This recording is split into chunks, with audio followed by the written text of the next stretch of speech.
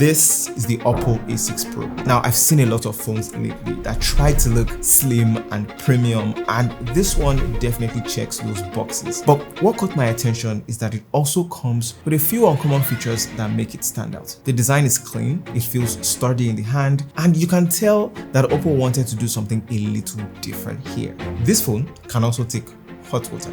I'm going to talk about that in a bit. But is it worth it? Without further ado, let's get into the video. Opening up the box, you get a small white compartment that holds a red case and some paperwork. Basically, your guide and manual. Underneath that, you have the phone itself wrapped in a white paper cover. Then you find an 80-watt charger, a long USB Type-C cable, and of course, the SIM ejector tool. And that's pretty much it. Let's talk design. See, just looking at this phone, you can tell that it is a pretty phone. The color I have here is called the rosewood red, and I really like the subtle floral pattern on the back and how the design reveals more of itself when it's tilted against the light. There are 4 color options, but only the rosewood red and the coral pink have this pattern finish. The other 2 options are plain, but they're still clean. One nice touch is that the phone case actually matches the phone color. The back is minimal with a squarish camera module and a small OPPO logo at the bottom side. The left is clean, there's nothing on the left side. The right side houses the power button and the volume rockers. And the bottom carries the SIM tray, the mic, the USB-C port, and the speaker grill.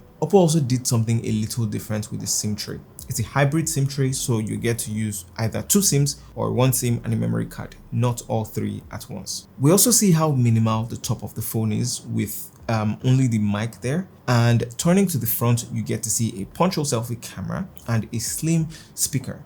I really like the overall symmetry of the phone. It looks clean and it looks balanced. And I want to jump the gun here. I know we're talking about design, but it feels good in the hand. The unified bezels, the rounded corners, the overall size of the screen, it makes the phone feel familiar yet well designed. Kudos on the design.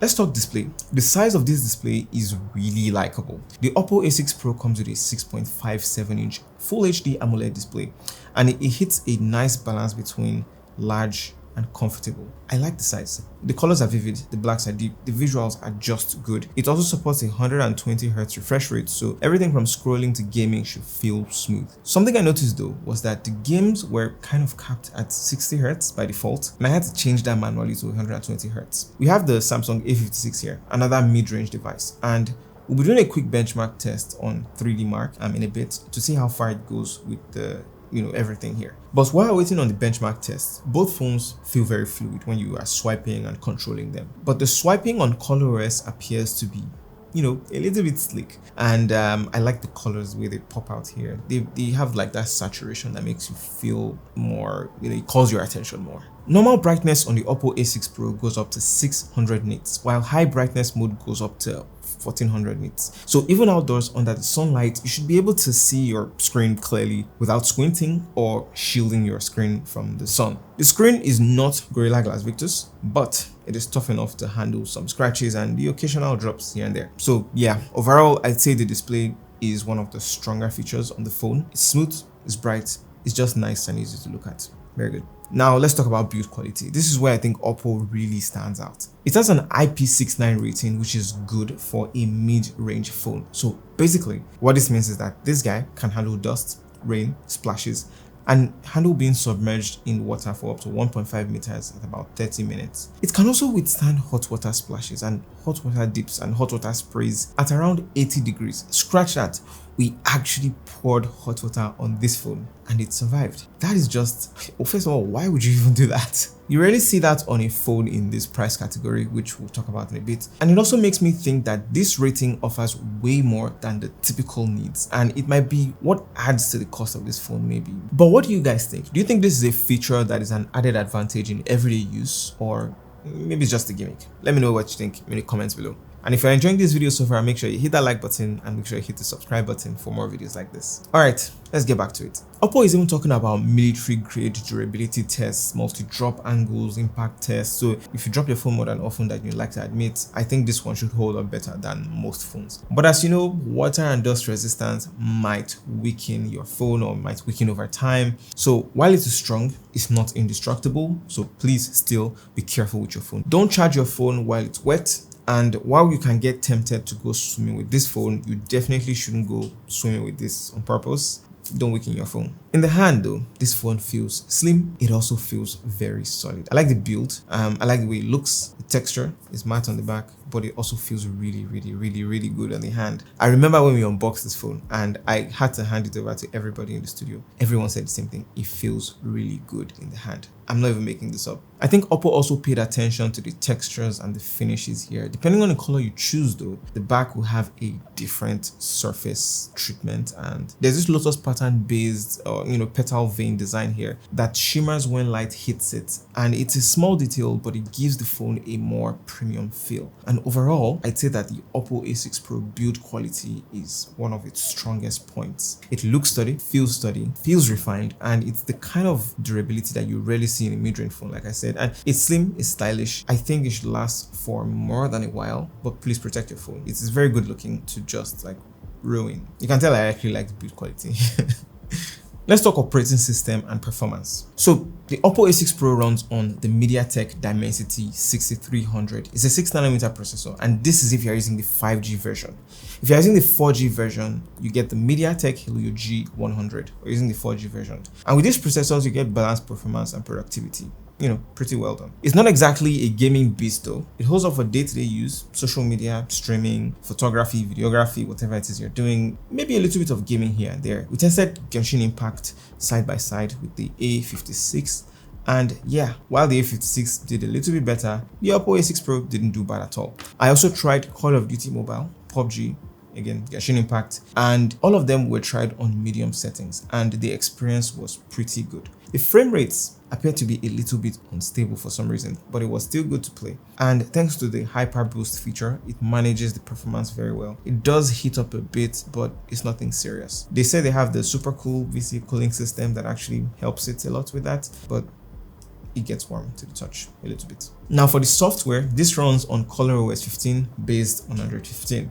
And if you've used an OPPO phone before, this will feel familiar. It's clean, it's smooth, it's easy to move around in, just easy to do stuff in this phone. It's very nice. One thing I like is how OPPO handles multitasking. Floating windows, split screen, all of those things, they work really well. And to use this, when you open your multitasking, you don't need to dig through menus. You can just swipe up for the recent apps and tap the 3 dots above, and you can get into your multitasking options right there. ColorOS also brings in a bunch of AI features, and honestly, they're really good. You've got the AI eraser, which is used for cleaning up unwanted objects in your pictures, even the big objects, and it does this surprisingly well. It does a surprisingly clean job. There's also AI writer and AI assistant for documents, which help with text and productivity stuff. Then there's the AI studio, which focuses more on photos and creative shots. When you compare that to something like the A56, which uses the Exynos 1580 and runs on One UI 7, the main difference is really in just refinements and custom looks. So we ran a quick 3D benchmark wildlife test, and while the A56 scored higher, the OPPO A6 Pro wasn't far behind. It's still powerful enough to run most games smoothly, and if that's if you stick to the medium or balanced settings. The storage is not bad as well. You get up to 16GB of extended RAM here, 8GB physical RAM, 8GB virtual RAM, and then you get 256GB storage. And if you ever need more space, there's a micro SD card slot, but you just sacrifice your second SIM. It can only do one SIM, one micro SD card, or 2 SIMs. So overall, the OPPO A6 Pro gives you reliable mid-range performance that is smooth in the software, some nice AI tools, some nice smart tools that make everyday use easier and much fun. And did I say that the build quality is nice? One of the nicer touches on the OPPO A6 Pro is the dual stereo speakers. You are getting sound from both sides instead of just the bottom. OPPO claims it can boost the volume up by 300% while keeping things clear, which should make it usable in noisy environments. We couldn't exactly test that number, but judging by how loud it gets, it definitely holds up. For movies, for casual gaming, for podcasts, the sound quality is solid, it's clear, it's balanced, and there's no noticeable distortion even at the higher volumes.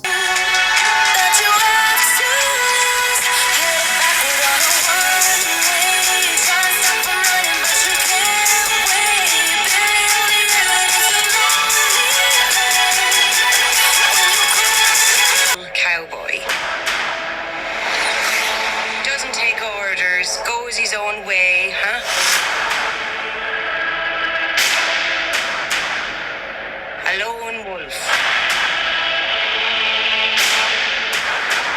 Now, there is no 3.5mm headphone jack, and I think we all expected that. So you need a USB-C headphone to go with this, or you can go wireless with a wireless earbud or headset. Alright, let's talk cameras. This is where many people want to know what this is about. On the back, 50 megapixel main camera, 2 megapixel depth sensor. There's really just one usable camera here, but honestly, it gets the job done. For selfies, there's a 16 megapixel front-facing camera, punch hole, cutout camera. And in daylight, the photos actually look nice and they get decent sharpness. Outdoors, it does even better when the lighting condition is good. And indoors, under good lighting condition, it still holds up. But under normal lighting condition, the images start to soften a bit. The brightness does drop slightly, but you can tell that the processing is working to balance out the image. Night mode helps, but you'll still see some grain. And you definitely need steady hands to keep the shots looking like pictures. Portrait shots look fine, edge detection is okay, and you get a clean natural background blur. Now, here's the part that surprised me. For videos, you can shoot up to 1080p, 60 frames per second, and you can shoot 720p in slow motion. I think it's like 120 frames per second, and it looks really nice, especially when the lighting is good. But we don't have 4K recording here. I wish we got 4K recording here, but we don't, sadly. Still though, the video quality is clean enough for casual use, and I actually like the dual view and the underwater video modes here. The small touches, I think they will be fun, but I didn't get to test out all the features, but it's there. One thing I wish it also had is an ultra wide lens. That would have added more flexibility, especially for travel or creative shots. But as it stands, the A6 Pro is still a very good everyday use camera. So the front camera is decent, it performs well in natural light, it gives you soft, clean selfies. And the skin tones look natural, they don't look overly processed, so that is a good thing. Anyway, overall, I'd say that the OPPO A6 Pro is consistent enough to deliver good results for photos and videos. But of course, there's the AI features as well, the AI eraser, the AI recomposer. They help to clean up your photos or even tweak the composition a bit. Honestly, pretty cool stuff, some nice things to have, some things I wish it had. Alright, let's talk battery. The battery on the OPPO A6 Pro is one that I haven't seen in a device in this price range before. What am I talking about here? We're talking about a 7000 mAh battery here, easily one of the biggest in this class. And what that means in real life is